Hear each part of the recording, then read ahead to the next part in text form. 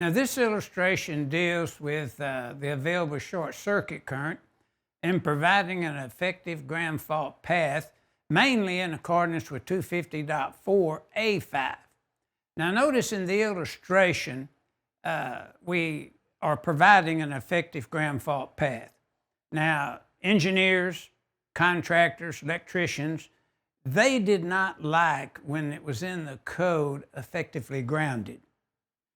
They said that just, can include too many things.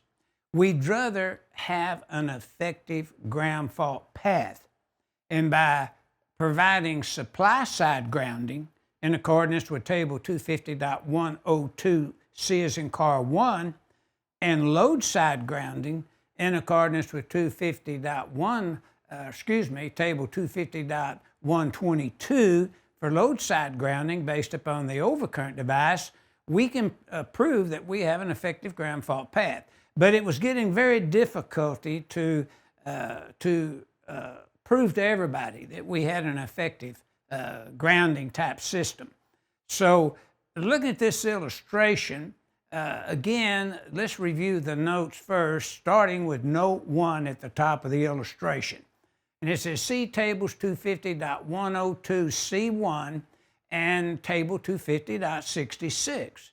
Now, we know table 250.66 deals with sizing the grounding electrode conductor only when it connects to structural steel or a metal water pipe mainly.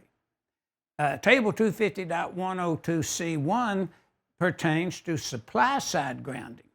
Now, note 2 says review 110.24 an exception. Now that says, at the service, you have to list on the label the available short circuit current from the transformer through the conductors to the point of connection to the service equipment. So we know that. Then we have an exception about the qualified personnel, engineering, qualified people servicing the installation and so forth when it's not required to be on the equipment necessarily.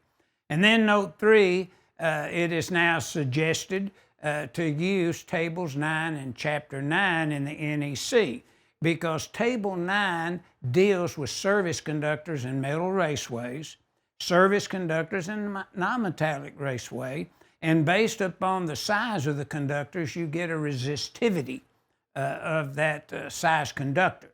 Now, keeping that in mind, notice starting to supply transformer at the very top of the service equipment.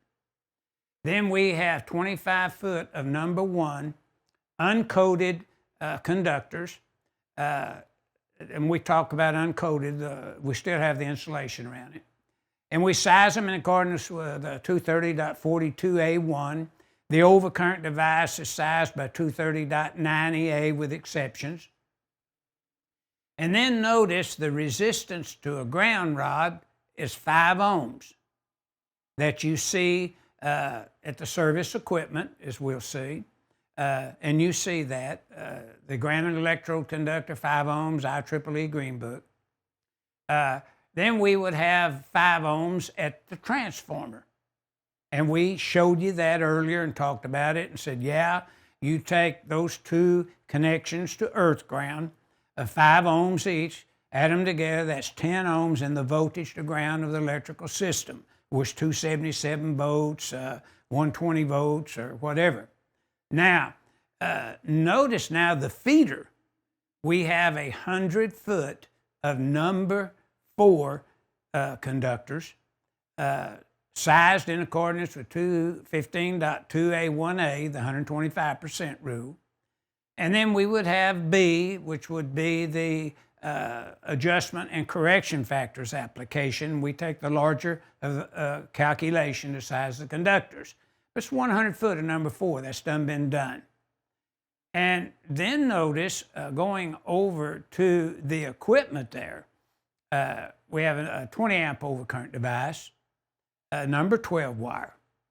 And notice we have on the 100 foot, we have a number 8 equipment ground routed with the number 4